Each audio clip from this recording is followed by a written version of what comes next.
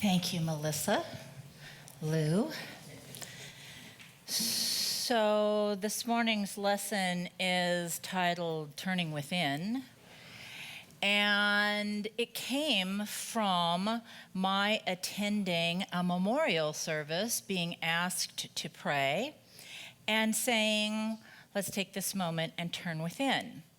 So when my part of the service was over and it was the social time, a young man came up to me and said, "What does turn within mean?" Now, I'm very, very good at knowing what I think. And I'm very good at telling people whatever I feel like talking about in the moment. It's a second thought for me to ask questions and be interested in the other person. So I started off like I usually do, telling and I could see I was going down the rabbit hole. I could see more and more puzzlement and consternation on his face. I could see that whatever language I was talking, we were both speaking English, but it was somehow not quite the same language. When Spirit dropped in me and said, "Why don't you ask him a question about him?" And I did. He was a fundamentalist Christian minister. He had left his church because he had gotten in an argument with the board of trustees, and so he had left his church about 2 months previous. He had his wife and his small child with him, and he was exploring other professions and careers because he was not going to go back and be a minister. He had only been a minister for a couple of years, and actually, he was more strict and rigid about his understanding of Christianity than his community or his board of trustees was. So they had let him go because they were going a separate direction, and he was going more right than they were going. So that helped me a lot to understand that it was going to be a challenge for him to hear what I was talking about. Turning within to us means going to center. It means taking our attention off our problems, our bodies, our challenges, our opinions, our friends, our expectations, and taking a moment of silent communion with the higher power which is within us. He said, "What do you mean the higher power is within you?" I said, "Well, I believe that we are manifestations of God itself, that God created out of itself. God plus God is God. What could God have made us with if there's one power and it's universal and it's the presence and it's the truth and it's the way and it's the light?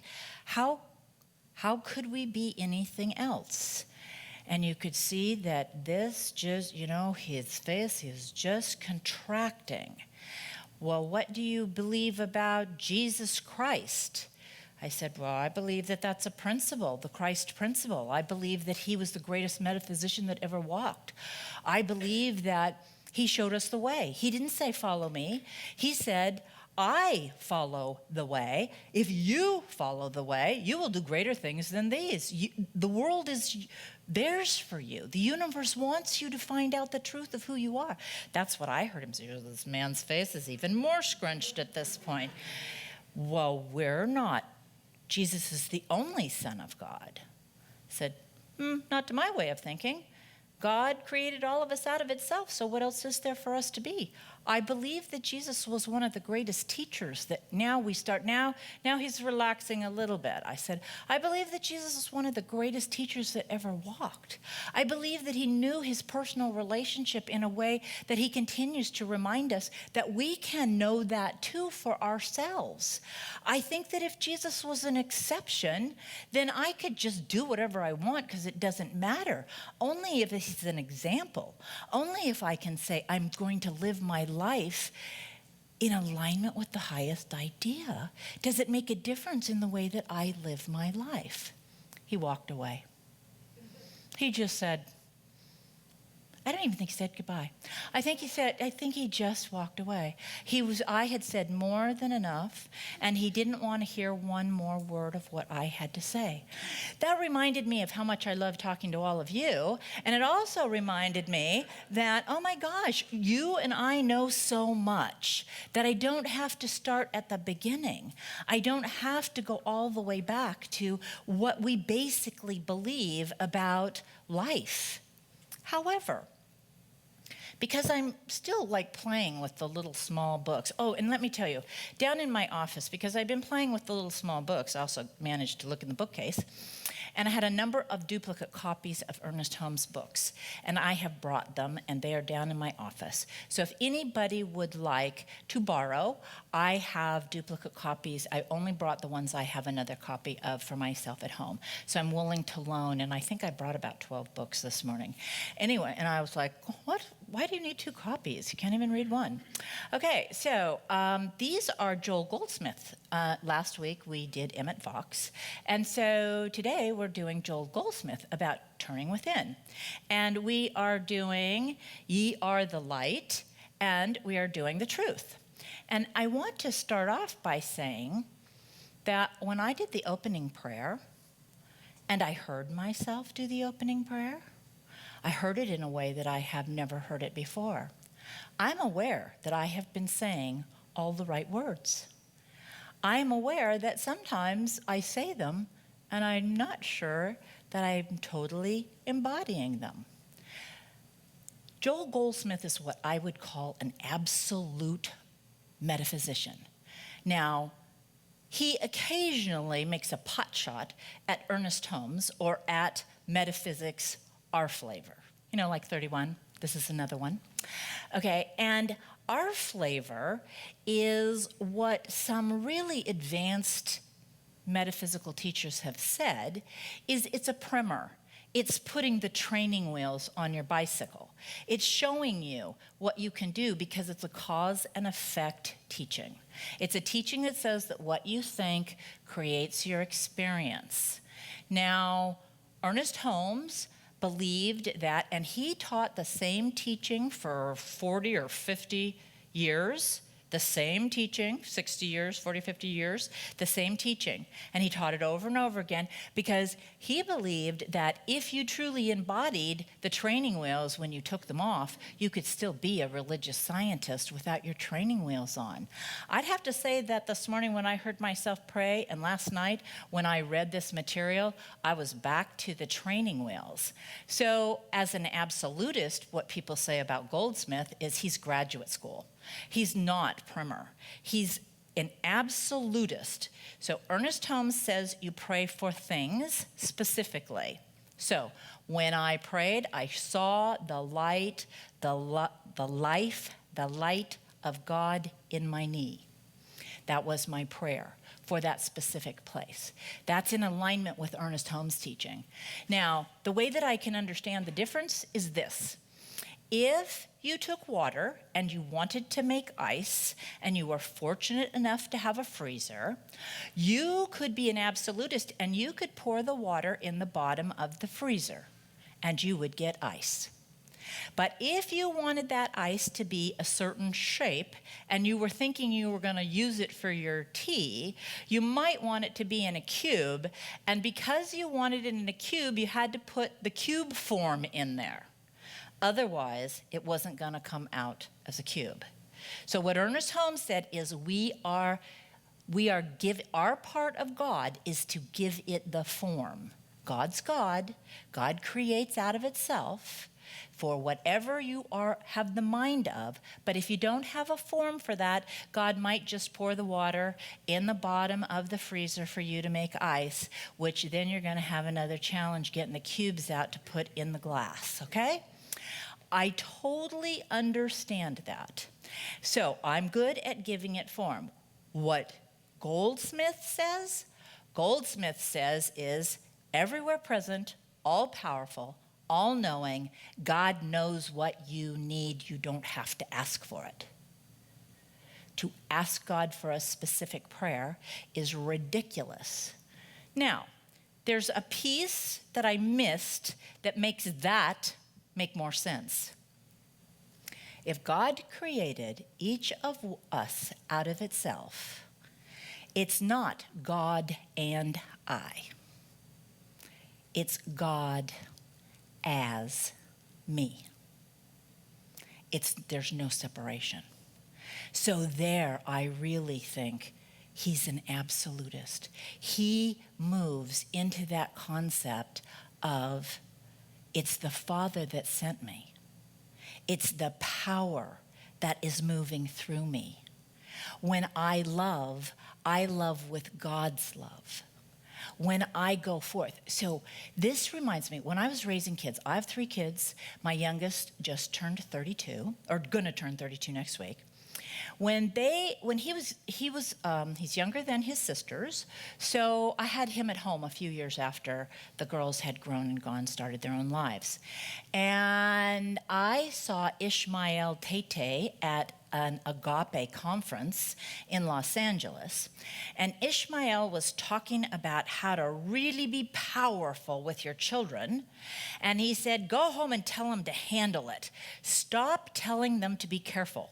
Because if you tell people to be careful, you're telling people to be afraid. If you're telling people to handle it, you're telling people to go out and do whatever's asked of them to do. So I thought, well, that's a simple one. I got me a kid at home. I'll try that. He's like 14 or 15 and got a life of his own in the bedroom next door to me. So I'll just try it. So I went home, and that next time he was ready to leave the house, I said, hey, handle it. He said, excuse me? I said, whatever comes up tonight, handle it. And he just walked out the door like with this look on his face. So a couple more nights of the same thing, handle it. Hey, handle it. He said, Mom, where did you get that? I said, oh, Ishmael Tate taught me that. What's it mean to you? Oh, my God, Mom. Oh, my gosh. Oh, my family, we say, oh, my God. But we say it with a kind of reverence because it's like, oh, my God. He says, take care of it. Be careful. It's like, I can't do anything. I'm scared all the time. And, I'm probably going to end up running home because some weird thing's going to happen and I'm going to be in trouble because I wasn't careful enough. Handle it. Put the responsibility back on me. And I'm the person that needs to meet whatever shows up in my life. I was like, oh, this is so good. This is good. He still talks about how handle it is such a way to approach life. So if you and I are God, now it's ridiculous to say that one of 7.2 billion people is all of the God there is, because that's how many times God's created itself right now. But it's just like the ocean. If you go to the ocean and you scoop out a cup of water, all you have in that cup is ocean, but you do not have all the ocean in that cup. This is the same principle. You have God. Now, what if you went out and, like the energy of handle it, what if you went out today and said, God through me is going to Costco this afternoon. God, through me, is going to deliver this lesson. God, as me, is going to talk to my children. God, as me. Now, God is a weird term because most of us, we just go right out there. As soon as we say that word, just right out there. Higher power, right up there. I don't actually go out, but I go kind of up a little beyond myself. So I started playing with, one time I used loving kindness, and that worked for a long time to be loving kindness until I kind of go to sleep on a term.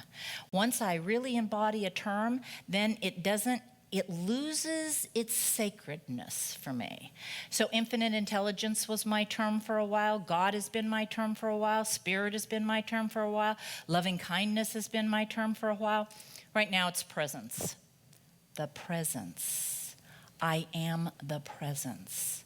Can you imagine Moses when he got to the top of the mountain and he said, just tell me, a bush. Now, I love my bush interpretation, so I will share it with you. If there is something in your life that is on fire and nothing will put it out, it's probably God. It's probably God. It's probably doing that. And that was Moses' experience with the burning bush. There was nothing he could do. And finally he said, well, what name can I call you? I am that I am. Can you imagine the look on his face? I am. I am. God is I am. But in that language and in that time, I think 4,000 or 5,000 years ago, I am was an introducing name to the highest idea. Now, Joel talks about Moses and the Ten Commandments coming to lawless people, to godless people. And the reason there were 10 commandments was because those people had no law, they had no rule, they had nothing that, can you imagine telling someone who really is walking around in the world and saying, the presence is speaking through me, don't steal anything? Would you have to say that to that person? Don't steal anything. Would you have to say to that person, love your mom and dad? Would you have to say to that person, don't cheat, don't lie, don't steal, don't take other people's partners? You wouldn't have to say that to those kind of people, because if they know that the presence is representing itself as them, they come in the name of love. They come in the name of surrender. That's the one I have a hard time with. I'm okay coming in love, but when I have to come in surrender, I'm a little uncomfortable. But truly, none of us have thought anymore and added anything to ourselves than the light that we are.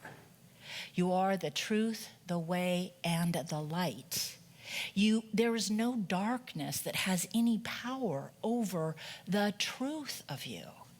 Now, in this book, and his material is not public domain, and these little pamphlets are not available like this any longer.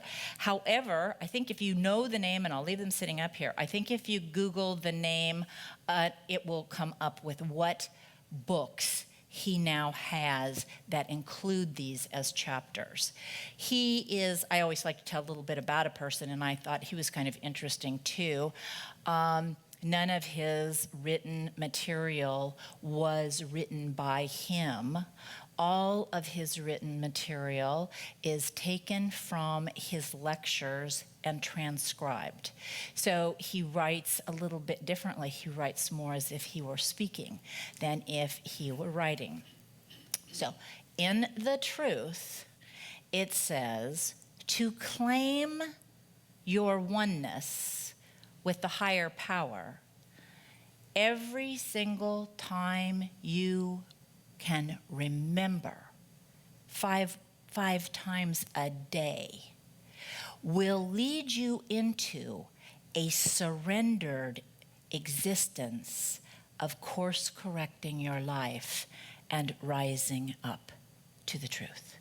We believe that water rises to its own level. We believe that spirit rises to its own level. So if the first thing out of your mouth in the morning is God, and the word that you use, what word? So for me, it might be presence. Now, I get up every morning and pray on Facebook, and I have done that for years, and I'm here to tell you that I can do that I can even use the word God in there, and I can still do it without totally dropping down into a conscious connection with God. I can do it at the intellect level, because we go to sleep on anything that becomes rote to us, that anything we do repetitively, we don't. So this morning, again, wow, God. So if it's spirit for you, in the truth, he says, find the spiritual words that really cause you to have God bumps, that really moves you in a way that you're connected. So it's made in the image and likeness. It's the Father within me. It's Spirit through me. What is it? It's not going to be the same for any two of us. What is the word that is going to remind you that the problem or challenge or body or effort or struggle that you are faced with is nothing to something that could come 7.2 billion expressions, manage a planet, keep life sustained here? It can manage your life because the truth, it is your life. There's no separation. You are not all God, you are only God. And in you, at the highest level in you, it knows everything it needs to know. It knows how to course correct.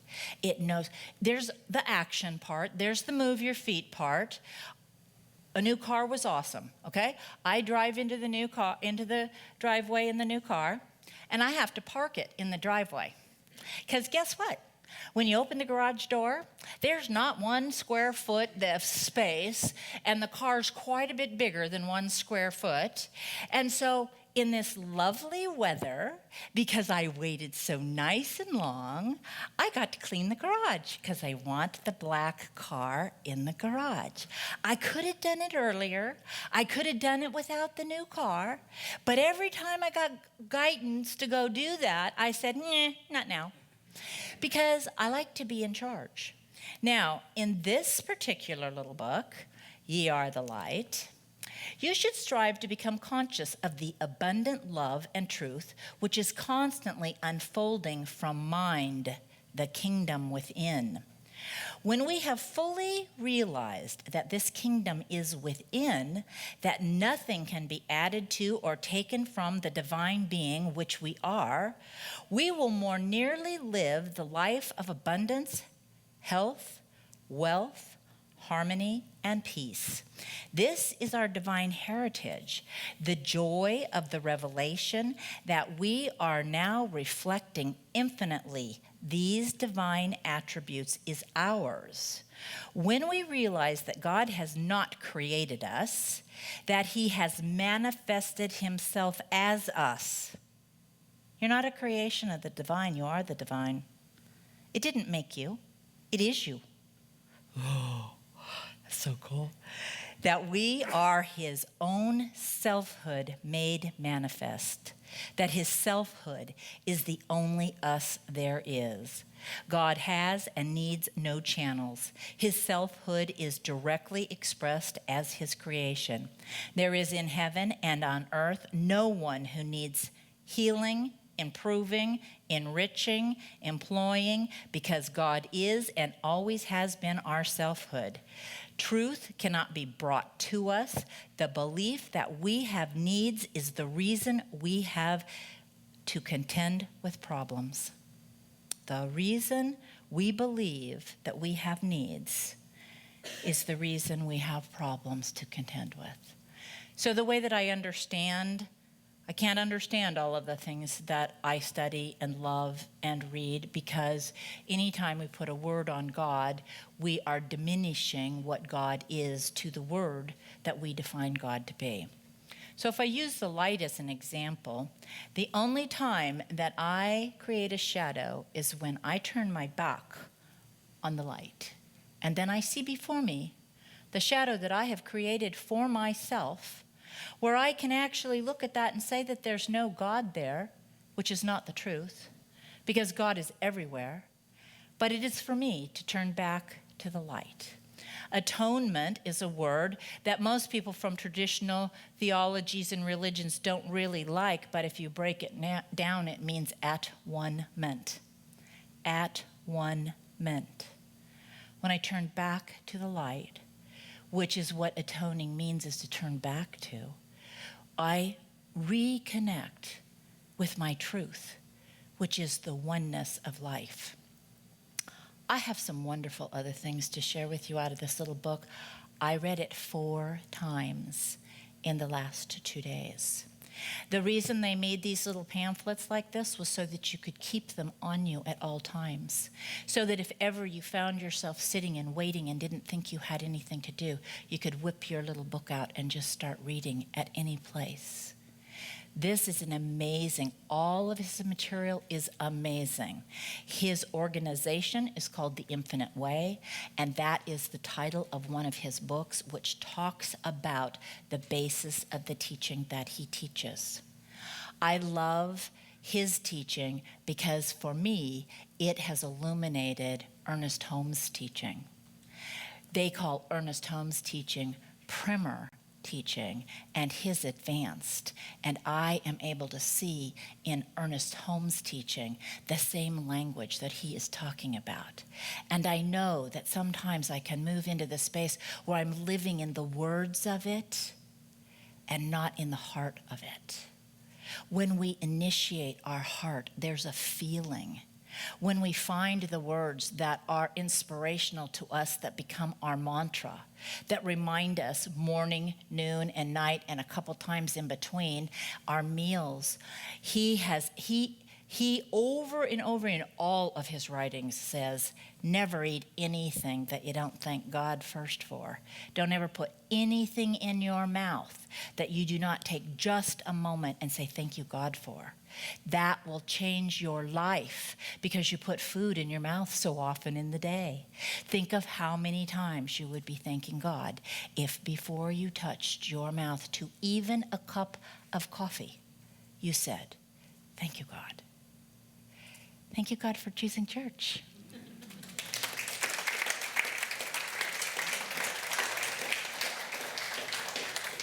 I invite you to take this moment and turn within with me. That is the idea that we drop into center. That is the idea that we let go of the appearance outside of us. That we humbly go to that place that energizes us, that animates us. That Trinity in the center of our being. In the center of each one of our beings is a center, is a heart chakra, is a physical heart pumping blood and oxygen. In the center of us is an animating energy that has created us out of itself, that knows us intimately, that loves us unconditionally, that doesn't wait for us to be good people, that says, listen to me, follow me. I know the truth of you. I know the precious being you are. I have come as you with purpose. Say yes to me. Say yes to me. I am the great that thou art everywhere present. All you have to do is say yes. That power moves in us, it guides us, it lifts us, it inspires us, it reveals itself and celebrates as us because it is us. It is us. And when we look to another human being, instead of seeing a human body, instead of seeing words coming out of somebody's mouth, instead of feeling the energy of whatever that may be in another person, for just a moment, remember, 7.2 billion of itself, one self, one life, one love, one God, one spirit, here now. And then we surrender. We say thank you, and we let go, and we let it be good, because in the mind of God, it is so, and so it is. Amen.